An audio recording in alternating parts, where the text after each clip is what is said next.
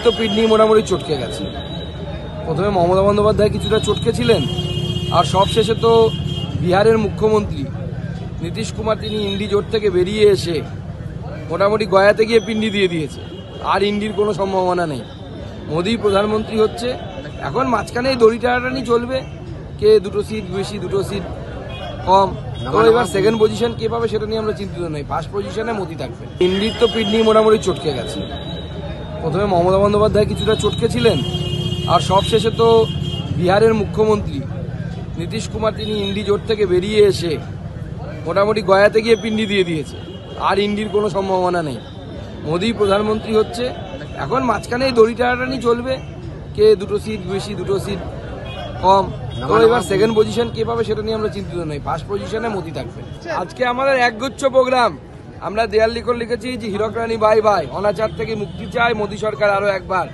এবং তার সাথে সাথে আমরা এই দেয়াল লিখনের পর এই জেলার বা এই লোকসভার বলা ভালো 70 জনকে আমরা, যারা দিব্যাঙ্গজন, যারা ডিফারেন্সিয়ালি এবল, তাদেরকে আমরা ওএনজিসির সহায়তায় ইলেকট্রিক চালিত ট্রাইসাইকেল তাদের হাতে আজকে আমরা তুলে দেব।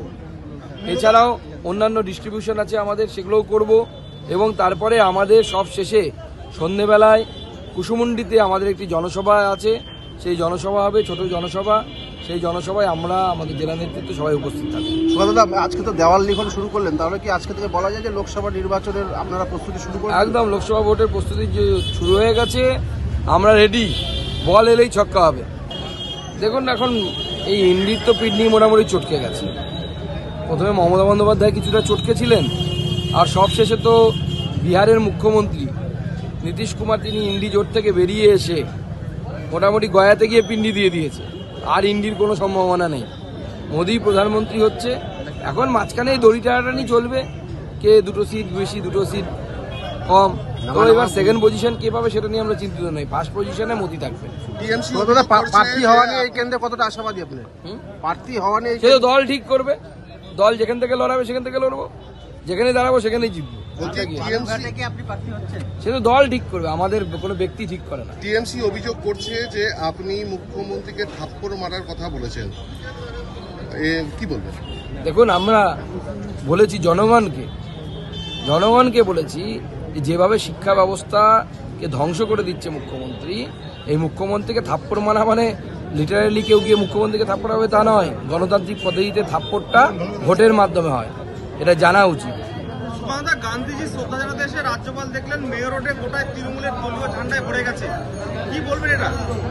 এখন গান্ধীজি আছে কোথায় আর বাংলাতে গান্ধী, নেতাজি, বিবেকানন্দ সব একসাথে মিক্সচার করে একজনের মধ্যে চলে এসেছে, যিনি 19টি ভাষা জানেন, সব সাবজেক্ট পড়াতে জানেন, সব বিষয়ে অগাধ জ্ঞান তার। তিনি একাই রেজিস্ট্রার, একাই ভিসি, একাই চ্যান্সেলর, সমস্ত কিছু তিনি একম এবং অদ্বিতীয়। অতএব গান্ধী, সুভাষ, বিবেকানন্দ, রামমোহন কাউকে লাগবে না, একাই তিনি নতুন ইতিহাস তৈরি করে দিচ্ছে। দেখুন, মুখ্যমন্ত্রী প্রশাসনিক সভা করছেন, অর্থাৎ জনগণের টাকায় পার্টির সভা। প্রশাসনিক সভা হলে তো সাংসদ বিধায়ককে ডাক পড়া হবে। আমি তো সেগুলো কালকে ব্যারাকপুরে অত লাঠি খাওয়ার পরও আমাদের কর্মীরা তাদেরকে সাথে কথা বলে তাদেরকে ছাড়িয়ে নিয়ে আমি কালকে রাত্রিবেলায় রওনা হয়ে বালুরঘাটে চলে এলাম। ভেবেছিলাম মুখ্যমন্ত্রী আমাকে ডাকবে, আমি বালুরঘাটের সাংসদ, তো প্রশাসনিক সভা তো সাংসদ বিধায়ক ছাড়া তো হওয়া উচিত না, কিন্তু আমাকে ডাকেনি না, ডাকছেনই না। আমাদের মুখটা কি এমন খারাপ আমরা তো বুঝতে পারছি না। আমরা হতে পারি উত্তরবঙ্গের লোক, তাই বলে এত আমাদেরকে অবহেলা করার কি কারণ আছে আমি তো বুঝতে পারছি। ইন্দির তো পিঠ নিয়ে মোটামুটি চটকে গেছে। প্রথমে মমতা বন্দ্যোপাধ্যায় কিছুটা চটকে ছিলেন, আর সবশেষে তো বিহারের মুখ্যমন্ত্রী নীতিশ কুমার তিনি ইন্ডি জোট থেকে বেরিয়ে এসে মোটামুটি গয়াতে গিয়ে পিন্ডি দিয়ে দিয়েছে। আর ইন্ডির কোনো সম্ভাবনা নেই। মোদি প্রধানমন্ত্রী হচ্ছে, এখন মাঝখানে এই দড়ি টানাটানি চলবে, কে দুটো সিট বেশি দুটো সিট কম। তো এবার সেকেন্ড পজিশন কে পাবে সেটা নিয়ে আমরা চিন্তিত নই। ফার্স্ট পজিশনে মোদি থাকবে। আজকে আমাদের একগুচ্ছ প্রোগ্রাম। আমরা দেয়াল লিখন লিখেছি যে হীরক রানী বাই বাই, অনাচার থেকে মুক্তি চাই মোদি সরকার আরো একবার। এবং তার সাথে সাথে আমরা এই দেয়াল লিখনের পর এই জেলার বা এই লোকসভার বলা ভালো 70 জনকে আমরা, যারা দিব্যাঙ্গজন, যারা ডিফারেন্সিয়ালি এবল, তাদেরকে আমরা ওএনজিসির সহায়তায় ইলেকট্রিক চালিত ট্রাইসাইকেল তাদের হাতে আজকে আমরা তুলে দেব। এছাড়াও অন্যান্য ডিস্ট্রিবিউশন আছে আমাদের, সেগুলোও করব। এবং তারপরে আমাদের সব শেষে সন্ধেবেলায় কুসুমুন্ডিতে আমাদের একটি জনসভা আছে, সেই জনসভা হবে, ছোট জনসভা। সেই জনসভায় আমরা আমাদের জেলা নেতৃত্ব সবাই উপস্থিত থাকবে। সুকান্তদা, আজকে তো দেওয়াল লিখন শুরু করলেন, তাহলে কি আজকে থেকে বলা যায় যে লোকসভা নির্বাচনের আপনারা প্রস্তুতি শুরু করলেন? একদম লোকসভা ভোটের প্রস্তুতি যে শুরু হয়ে গেছে, আমরা রেডি, বল এলেই ছক্কা হবে। দেখুন এখন এই ইন্ডির তো পিডনি মোটামুটি চটকে গেছে। প্রথমে মমতা বন্দ্যোপাধ্যায় কিছুটা চটকে ছিলেন, আর সবশেষে তো বিহারের মুখ্যমন্ত্রী নীতিশ কুমার তিনি ইন্ডি জোট থেকে বেরিয়ে এসে মোটামুটি গয়াতে গিয়ে পিন্ডি দিয়ে দিয়েছে। আর ইন্ডির কোনো সম্ভাবনা নেই। মোদি প্রধানমন্ত্রী হচ্ছে, এখন মাঝখানে এই দড়ি টানাটানি চলবে, কে দুটো সিট বেশি দুটো সিট কম। তো এবার সেকেন্ড পজিশন কে পাবে সেটা নিয়ে আমরা চিন্তিত নই, ফার্স্ট পজিশনে মোদি থাকবে। টিএমসি সুকান্তদা, প্রার্থী হওয়া নিয়ে এই কেন্দ্রে কতটা আশাবাদী আপনি? প্রার্থী হওয়া নিয়ে সে তো দল ঠিক করবে, দল যেখান থেকে লড়াবে সেখান থেকে লড়বো, যেখানে দাঁড়াবো সেখানেই জিতবো। সে তো দল ঠিক করবে, আমাদের কোনো ব্যক্তি ঠিক করে না। টিএমসি অভিযোগ করছে যে আপনি মুখ্যমন্ত্রীকে থাপ্পড় মারার কথা বলেছেন, কি বলবেন?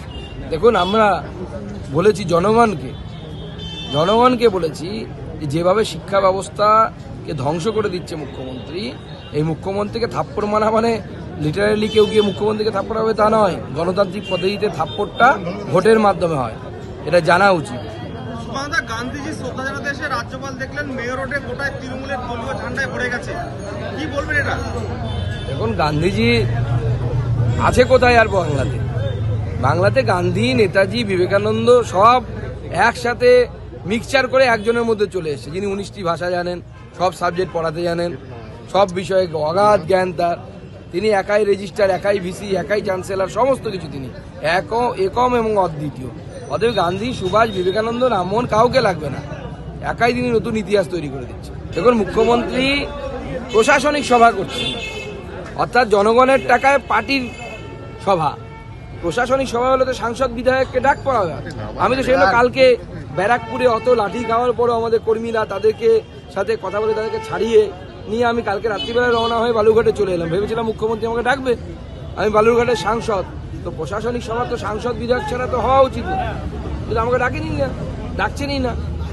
আমরা আমাদের মুখটা কি এমন খারাপ আমরা তো বুঝতে পারছি না।